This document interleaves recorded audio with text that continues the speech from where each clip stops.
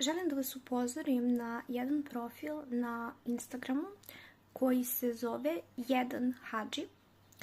Taj profil je ostavio jedan jako ružan komentar na mom profilu na objavi koja je bila vezana za pojas Presvete Bogorodice.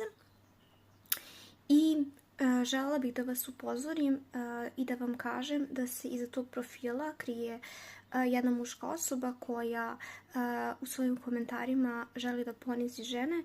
Nažalost, pokušala je mene da ponizi time što bi se obraćala sa sestricom i predlagala mi udaju umesto toga da pričam na društvenim mrežama. Želim da vas upozorim i da vam kažem da budete jako oprezni koga pratite, da budete oprezni čiji sadržaj gledate, jer nikada iza nekih profila koji sakrivaju svoje lice ne znate ko se nalazi. Dakle, ne znate ko se nalazi i ne znate kakva osoba stoji iza tog profila. Nažalost, ova osoba ima 24.000 pratilaca, dakle to je jedan veliki profil, nije mali, u poređenju sa mnom koja imam, dakle, ispod 1000 pratilaca.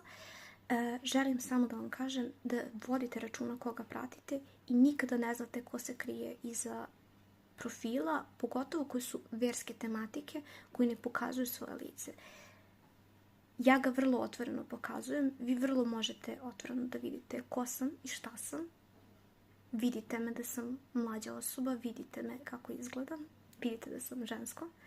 Ova osoba se krije, ne želi da pokaže svoje lice, kači samo vjerski sadržaj i krije se iza tog vela, krije se nažalost iza vela hrišćanskih vrijednosti i hrišćanstva, nažalost pravoslavlja, nažalost. Tako da budite oprezni, ukoliko možete izbegavajte taj profil. Taj profil je mene blokirao nakon što sam mu poslala poruku za taj sramotan komentar. Tako da želim samo da vas upozorim da vrlo dobro gledate koga pratite i da vas pozovem na bojkot ovog profila s obzirom na to da, kao što kažem, ostavlja jako neumesne komentare. Hvala vam puno.